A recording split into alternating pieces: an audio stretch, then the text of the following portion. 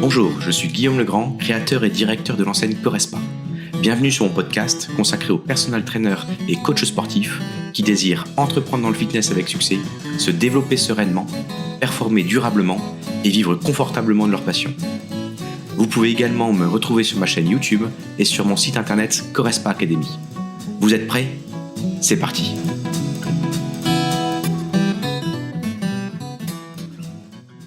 Salut les entrepreneurs, salut particulièrement les coachs sportifs. Et je reviens vers vous puisque j'avais mis une publication sur LinkedIn et Facebook sur le CQP et sur la partie formation et notamment l'importance de la formation continue. Et j'étais très surpris par l'engouement, le nombre de commentaires qu'il y a eu, l'intérêt également pour ça. Et j'étais surpris par le nombre, en fait, la tournure et le nombre de questions qu'il y avait derrière, et notamment les inquiétudes. Donc je me suis dit, le plus simple, c'est d'en faire une vidéo. J'ai repris un petit peu les ensembles de critiques qu'on a pu faire. À la base, c'était vraiment, est-ce que le CQP est intéressant pour remédier au manque de coachs actuellement sur le marché en France? Et les réponses qu'il y a eu, ils ont tourné également sur la formation, la qualité de la formation, CQP et autres. On a beaucoup travaillé, j'étais très surpris, mais en fait sur la rémunération des coachs, pour dire c'est parce qu'on ne rémunère pas dans les clubs assez les personnes en tant qu'entrepreneurs ou salariés, donc on veut partir entre guillemets, il y en manque et on quitte le marché. Il y a eu les conditions de travail qui ont été beaucoup soulevées et la dernière, c'était également la place du coach sportif dans notre secteur d'activité. Donc je voulais revenir vers vous sur cette notion de CQP formation continue et également le besoin des coachs sportifs en France. Donc je vais reprendre un petit peu ces choses-là. Bien entendu, il y a eu plein d'autres, on va dire poids lourds du fitness qui se sont mobilisés et qui ont répondu avec leurs arguments et autres. Et donc je vais vous donner un petit peu mon point de vue et ce que j'entends. Les faits, à la base les faits. Il manque X coachs sportifs. Donc, je vais pas me battre sur le nombre de coachs. Régulièrement, on voit, il en manque X. C'est clair qu'il en manque et il manque surtout des coachs qualifiés. Pourquoi? Tout simplement parce que la demande augmente. Alors, quand je vois certains posts, etc., en disant il y a trop de clubs, il en manque pas forcément. La réponse est si, il en manque. Aujourd'hui, il y a 4800, quasiment 5000 clubs. Aujourd'hui, on est les avant-derniers en Europe en nombre. On appelle ça le taux de pénétration, qui est le nombre de personnes qui fait du coaching en France, du fitness en France. On est à 8,9, bientôt 9%. Nos amis du Nord, en Europe du Nord, sont complètement au-dessus. On peut monter jusqu'à 12%. Donc c'est sûr que le nombre de clubs va augmenter. Et je ne parle pas que pour les clubs de sport, également les auto-entrepreneurs pour faire du coaching en ligne ou à domicile. Le nombre de personnes qui veulent faire du sport va augmenter. Donc ça, c'est une certitude. Et bien sûr, si on augmente le nombre, on va naturellement avoir besoin de plus de coachs. N'oubliez pas, je me permets de le dire, parce que quand je l'ai vu dans les commentaires, les coachs sportifs ne travaillent pas que en club de sport. Ça me paraît logique, mais quand on voit ce nombre qui est demandé, c'est pas forcément que en club. Ça peut être bien sûr les clubs, ça peut être à l'extérieur, ça peut être à domicile, ça peut être en ligne, ça peut être également en centre de rééducation fonctionnelle, ça peut être également en EHPAD. Il y a beaucoup, bien entendu en association, il y a bien sûr beaucoup de lieux où travailler les coachs. Je me permets de le redire, parce que quand j'ai vu les commentaires, je pense qu'on oublie beaucoup de lieux où on peut le faire. Pour vous donner un ordre d'idée, quand on tape par exemple sur LinkedIn, tous les coachs ne sont pas sur LinkedIn, mais sur LinkedIn simplement en France, on va augmenter, on va chercher à peu près plus de 13 000 coachs. On est entre 13 000 et 20 000 et il y en a qui disent qu'il manque quasiment le double. Je pense pas que ce chiffre, déjà, il n'est pas forcément fondé, on n'a pas vraiment l'origine de ce chiffre, mais c'est clair qu'il en manque une certaine partie qualifiée une fois de plus. Donc difficile de savoir réellement combien de coachs il manque, mais c'est sûr qu'il en manque. Ça, c'est ce qu'il faut retenir.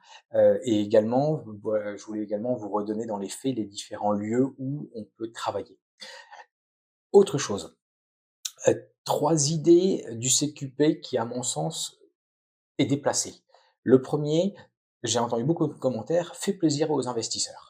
Globalement, les investisseurs se remplissent le poche, les investisseurs sont derrière, ils font exploiter un manager qui va faire ça, qui va ouvrir son club et qui va se démener, et on embauche des salariés, et les salariés, globalement, s'épuisent pour remplir les poches de l'investisseur. Je vais pas trop rentrer dans cette polémique, mais chacun a sa place, chacun a son rôle. Il faut des salariés, il faut des managers de club, il faut des investisseurs. Et on n'est pas là pour se gaver l'un sur l'autre. Chacun son sa place. On a besoin chacun de mutuellement de ses compétences. Et l'objectif général, ne l'oublions pas, c'est quand même d'améliorer la qualité de vie des gens qui sont derrière toutes ces choses-là, sans parler d'exploitation. Bien entendu, il y a des abus. Je connais le secteur du fitness en France. C'est pas la majorité des clubs qui ont des abus, tant du côté investisseur, tant du côté manager, tant du côté salarié. La deuxième chose qui, à mon avis, est déplacée. J'ai eu beaucoup de critiques en disant: «Bah, ça va remplacer le BPJEPS» et ceux du BPJEPS qui vont dire: «Bah, oui, mais il y a les STAPS qui sont à côté». Encore une fois, ne nous battons pas sur le diplôme. Aujourd'hui, il manque de clarté sur quel diplôme donne quel prérequis et globalement va dire, cette personne-là est plus compétente dans tel domaine, tel domaine. Aujourd'hui, un coach, le diplôme en tant que tel de manière générale, ça c'est mon point de vue clair et précis, c'est qu'une étape. On en est obligé en France, si vous voulez regarder nos amis belges, ils n'ont pas l'obligation d'être diplômés et pourtant, moi, je les trouve bien meilleurs de manière générale.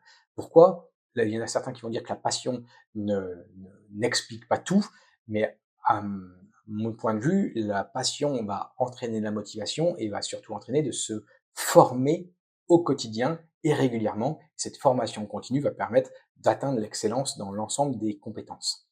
N'oublions pas également que les compétences, le CQP, moi quand je dis que c'est une bonne chose, c'est que ça permet de donner un premier tremplin pour continuer à se former. Bien entendu qu'en 3 mois, on n'est pas coach d'excellence, on n'est pas vraiment, entre guillemets «pointu» là-dessus. Mais par contre, ça permet de donner un accès plus rapide pour continuer à évoluer. Regardez également dans les CQP, dedans, il y a une grande partie également où on a des personnes qui sont en reconversion professionnelle et qui ont souvent plus de maturité, qui ont l'expérience de leur ancien travail et qui souvent sont passionnés de fitness et le font sur eux depuis au moins une dizaine d'années. Et s'ils connaissent déjà en partie, ce serait dommage de demander nettement plus de temps pour atteindre ce diplôme.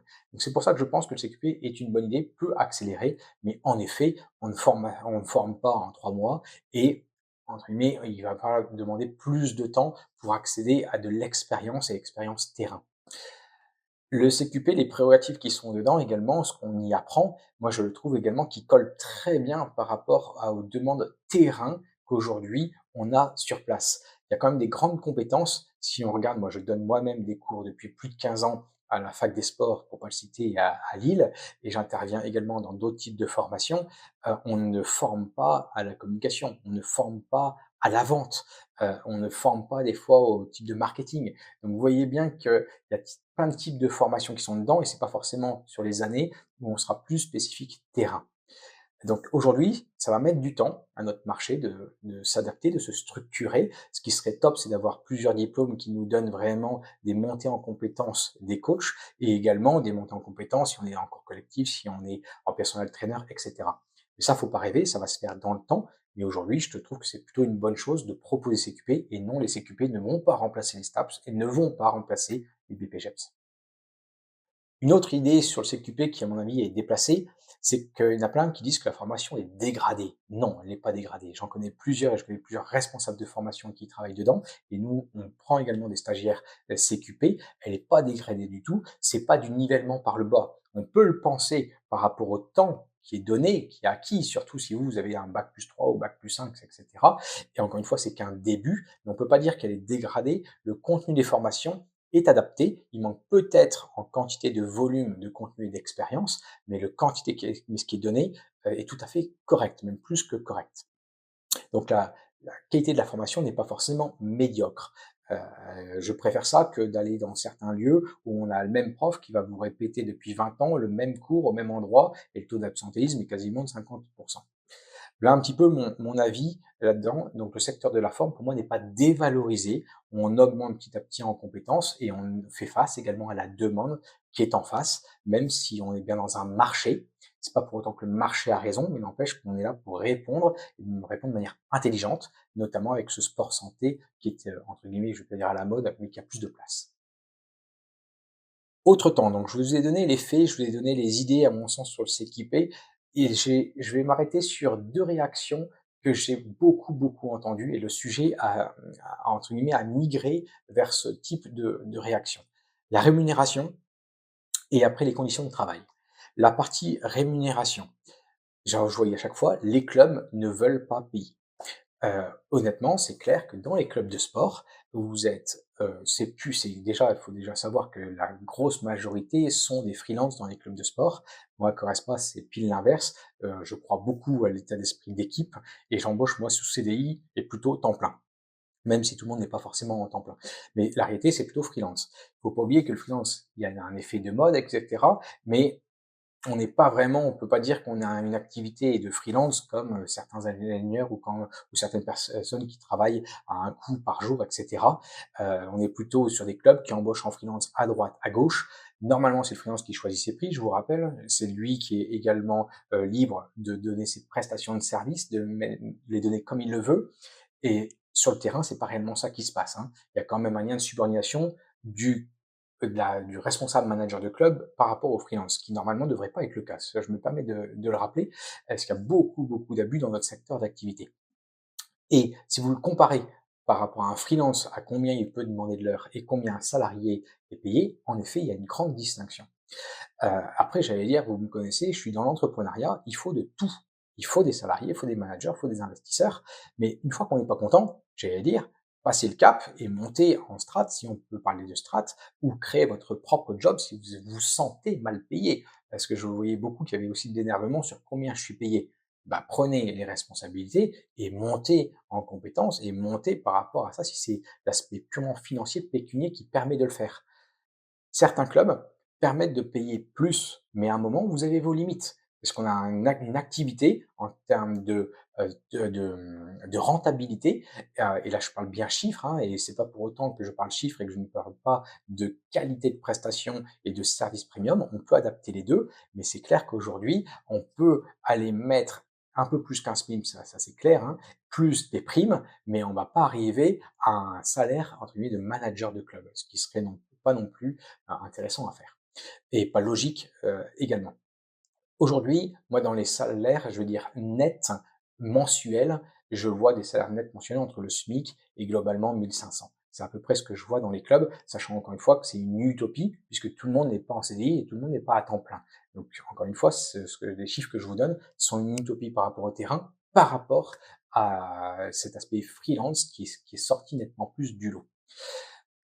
Ça, c'est la première chose par rapport au club, avec le problème de rentabilité, de charges notamment et en effet, les charges ont augmenté et cetera et les prix n'augmentent pas à la même vitesse. Donc en effet, il y a un gouffre à un moment où on est coincé, où on ne peut pas payer plus. Deuxième, la mentalité des Français qui ne veulent pas payer pour le sport. Parce qu'il ne faut pas oublier que derrière tout ça, c'est des clients et des clients, ça a un niveau de prix et ce niveau de prix, combien ils vont payer, à un moment permet de faire évoluer beaucoup de choses et notamment la rémunération. Euh, pour moi, le marché français, au niveau des coûts, ne sont pas assez élevés. Les locaux sont encore arrivés derrière tout ça. Donc, je parle encore une fois pas que des clubs, mais quand j'accompagne pas mal de freelance et quand je vois encore du 40 ou 50 euros, honnêtement, c'est pas le prix à payer, c'est pas ce que ça vaut aujourd'hui de travailler sur un coût à l'heure, coût journalier, et tout ça remis bien entendu pas en paiement à la séance, mais en mensualité. Donc, si on veut de l'accompagnement plus haut de gamme et du coaching, du suivi personnalisé, si je parle à domicile, c'est du haut de gamme, ça a un coût et ça se paye. Que ce soit pour des clubs, et moi je fais partie des clubs premium et je fais partie des personnes qui vont faire du suivi personnalisé très axé là-dessus, donc s'il y a un coût, nous, notre panier moyen, il est à 79 euros hors taxe. Et il faut arriver à ça si vous voulez, entre guillemets, vivre également, pas forcément correctement, mais donner les investissements qui vont derrière, se développer, etc. Et je vois depuis 15-16 ans, tous ceux qui sont tombés aujourd'hui dans la région lilloise, nous on est encore debout, c'est une des raisons qui permet de continuer à se développer et de vivre confortablement. Donc c'est valable pour les clubs et c'est valable pour les coachs. Donc la mentalité des Français à payer plus, faut pas oublier que d'après-guerre, entre guillemets, ils avaient la sécurité, il fallait se chauffer, on a vécu les 30 glorieuses, on mettait du 50 euros, on rentrait, on proposait aucune plus-value et les clients étaient satisfaits. Ce modèle-là est complètement terminé. Donc aujourd'hui, c'est clair que soit vous faites plutôt du low cost, du low price, donc 19, 29. Au milieu, je vais pas me fâcher avec tout le monde, mais pour moi, il n'y a plus grand chose. En tous les cas, ceux du milieu vont avoir du mal à avoir un positionnement très, très clair et donc ceux-là, ils sont tous, entre guillemets, je ne veux pas dire qu'ils sont morts, mais il y a une grande partie qui n'existe plus aujourd'hui. 2012-2013, c'était ces années-là. Il y a encore un peu de place, mais franchement, il faut avoir un positionnement très, très précis et après vous verrez tout le reste qui fait plutôt du haut de gamme, les boutiques gym, les studios, souvent c'est entre 100 et 300 mètres carrés où là, vous avez des spécialistes de quelque chose et vous avez vraiment une expérience, vous vivez quelque chose qui est semblable. Les prix sont au-dessus et là, les personnes désirent monter sur ce type d'expérience. Donc ça a un coût, ils sont prêts. N'oublions pas, tout à l'heure, je vous l'ai dit en introduction, qu'il y avait à peu près 9% qui faisaient du sport, 8,9 de mémoire, on arrive aux 9%. J'espère qu'on va les dépasser. En tous les cas, moi, je travaille en ce sens pour en pourcentage, le nombre de personnes qui font de l'activité physique dans un club. Quand on parle de personal training, qui est quand même, moi, mon domaine d'activité et mon expertise, et ce qu'on peut voir sur les réseaux sociaux, on parle de même pas 2% de ces parties-là. Donc, il ne faut pas négliger également sur le marché la toute petite pourcentage sur lequel on parle.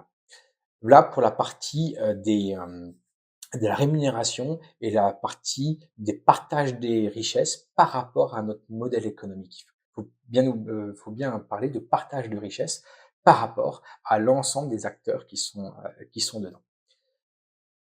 L'autre chose que je voulais vous partager, c'est les conditions de travail. C'est beaucoup de, encore une fois, je reviens sur le CQP, hein, c'est le CQP, est-ce que c'est une bonne chose? Et j'ai eu beaucoup de retours sur la rémunération, donc vous plaignez pas qu'il n'y ait plus assez de coachs parce qu'on paye pas assez, et les conditions de travail, on n'a plus envie de travailler dans les clubs de sport, globalement, la rémunération n'est pas bonne, j'ai beaucoup entendu, nous sommes un couteau suisse, c'est des horaires de malade, manque de reconnaissance et peu de perspective. C'est souvent ce que j'entendais. Encore une fois, vous allez peut-être mal le prendre ou bien le prendre, mais vous n'êtes pas content, vous avez bien raison de passer à autre chose. Et passer à autre chose, c'est pour évoluer. Donc ça, vous avez tout à fait raison. Mais encore une fois, tous les chefs d'entreprise, tous les managers de club, tous les responsables de club ne sont pas de ce style-là. Et au contraire, l'objectif, c'est bien d'arriver à une rémunération qui soit correcte. Alors, il faut voir ce qu'on met derrière correct.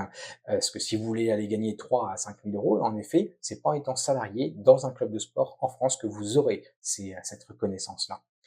Couteau suisse, c'est le grand débat et éternel débat.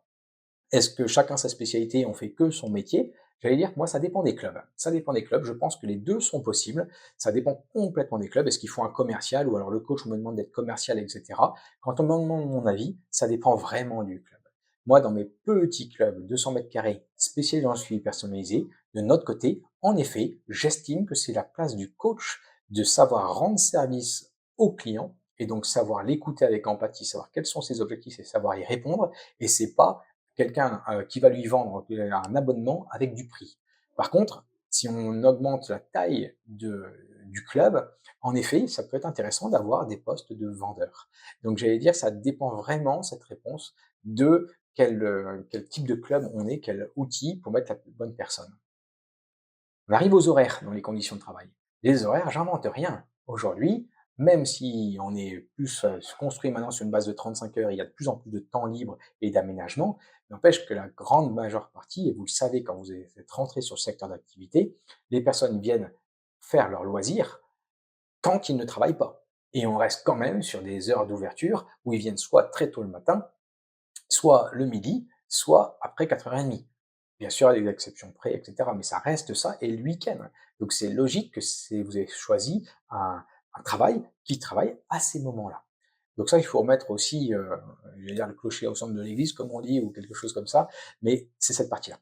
Et les deux autres où je ne partage pas en tous les cas les managers de club qui ne proposent pas ça, c'est le manque de reconnaissance. Parce que le manque de reconnaissance, déjà, c'est pas normal dans la vie classique, mais pour un chef d'entreprise, c'est hyper important de rendre reconnaissance. Mais rendre reconnaissance, pourquoi? Parce que sans le coach, le club n'est rien. C'est bien le coach qui apporte de la plus-value au client. Moi, je fais du personal training, c'est encore plus vrai. Donc c'est ça l'objectif à avancer. Cette reconnaissance, il faut l'avoir au quotidien.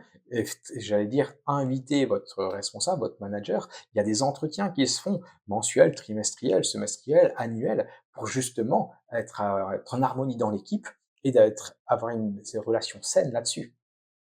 Et ça permet également d'avoir des perspectives. Parce qu'en effet, en perspective d'évolution, il y en a.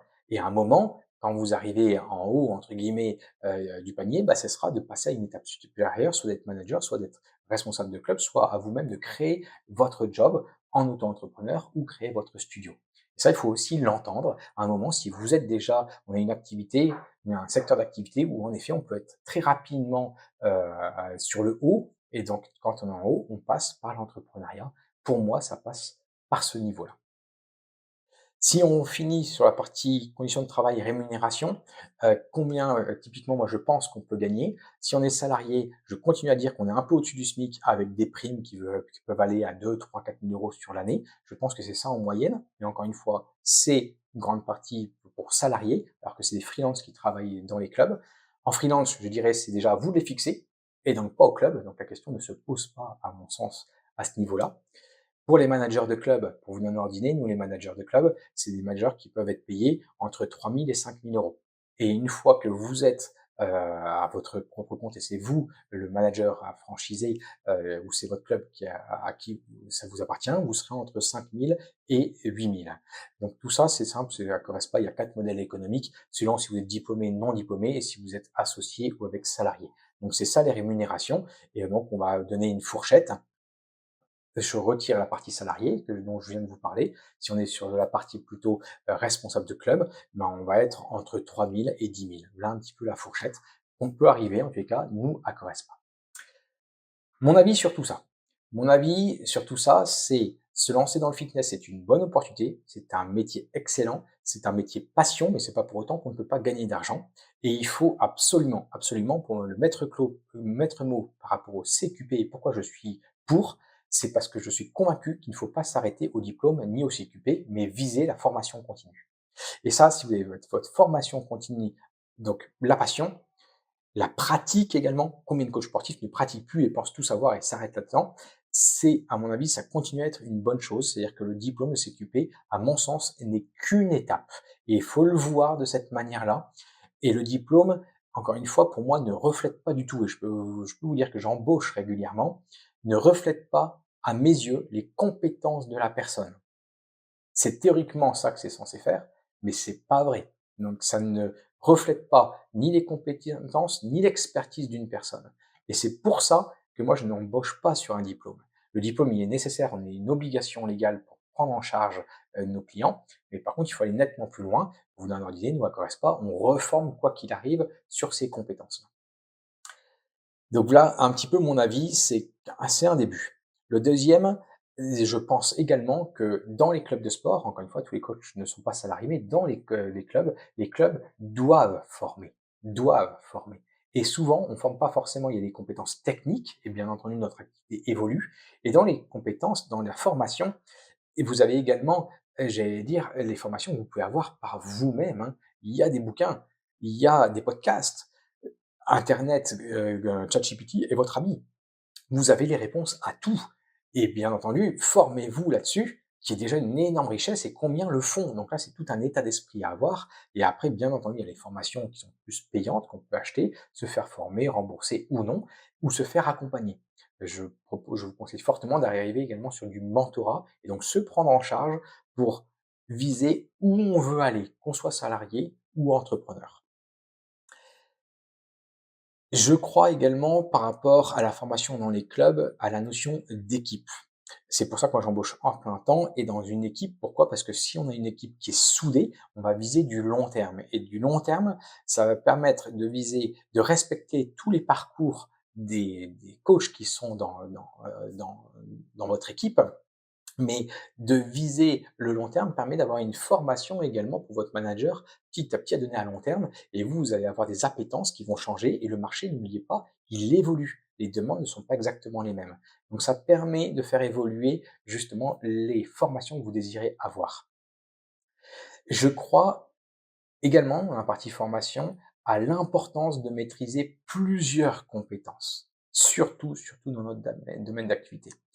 Être polyvalent et non pas uniquement la fonction de coach. Je sais qu'il y en a qui veulent que je dise l'inverse, mais non, moi je ne pense pas. J'ai l'exemple d'un club ici qui est tombé il y a 2-3 ans là.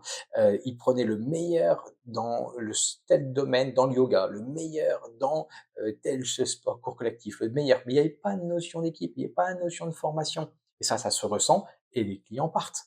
Donc c'est important quand même d'avoir une polyvalence. Que vous ayez une expertise, un positionnement, oui, Et c'est important d'avoir cette polyvalence. Et en effet, vous devez gérer des séances, des plateaux, du suivi technique sur le plateau. Oui, vous pouvez aller vers le suivi alimentaire. On parle même de préparation mentale.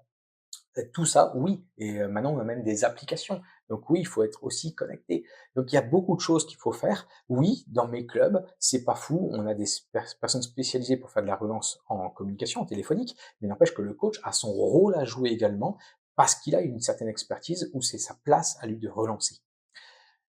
Donc acquisition, fidélisation, c'est la place du coach et il faut se former avec, que ce soit le CQP, le BPGEPS ou les STAPS.